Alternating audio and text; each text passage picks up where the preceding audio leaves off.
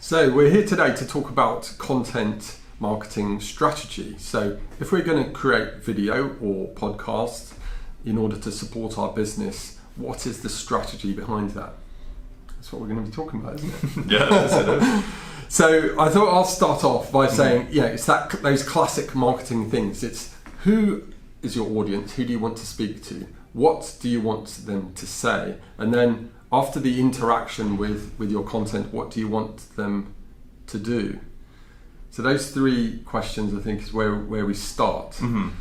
And assuming you've got that right, you're then in a position to be able to look at content formats. So it might be video providing insights, kind of like this video. It might be video interviews. It might be case studies. It might be filming a workshop. So there's many different formats that we can use, aren't there? Yeah, absolutely. There's loads of different types of videos that you could potentially make, or podcasts.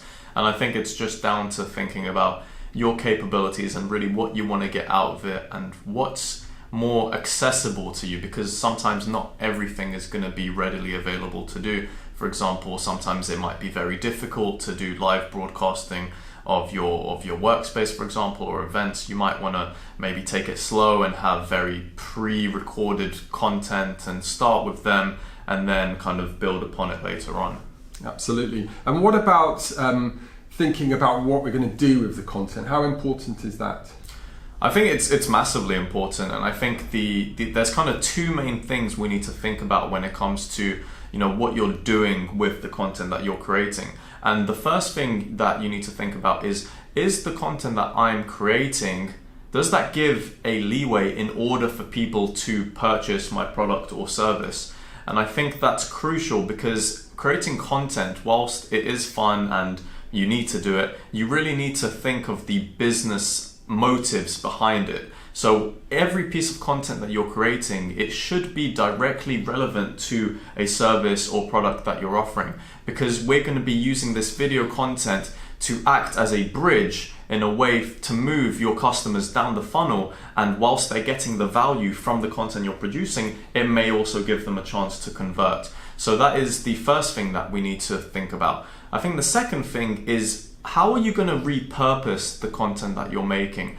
And it's not good enough to just create one piece of content and leave it stagnated on one platform. You need to really think about, how am I able to make this piece of content and be able to recycle it across different platforms and different areas, potentially reaching different types of people in different ways, because we all know that different types of platforms may have different preferences about what types of content people like to consume. So those are the two things that you really need to think about when it comes to, once you've decided what type of video content or podcast you're going to make, how are you going to be able to spread it? And more importantly, what really is the core purpose behind it? I think they're both really, really good points. So in summary then, in this video, we've spoken about content marketing strategy, whether it's for video or podcasts.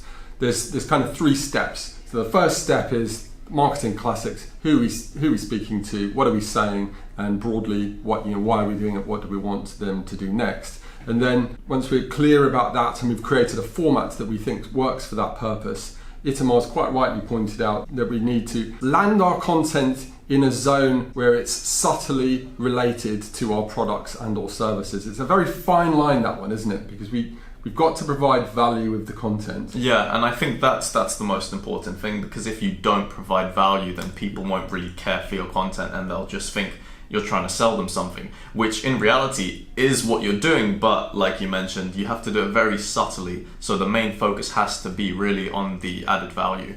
Yeah, if you're a brand, whatever your passion is, whatever your speciality is, then expressing that passion and your love for the subject matter should make for an engaging post that's also going to push the values of your organization. So that's step two, and that's really important. And then the final thing that you spoke about was thinking about how we can repurpose the content for the various digital channels that are out there. And I guess that final one's quite an interesting one. So do you have any practical guidance for what people should do with video content? I think with video content, the way that social media is evolving and these different platforms and how they cater videos, but also how much these platforms value people adding video content to them, So definitely think about how you can make the most out of different social media platforms and try and utilize video effectively throughout all of them. But we will cover that in another video about video marketing specifically. Thank you very much.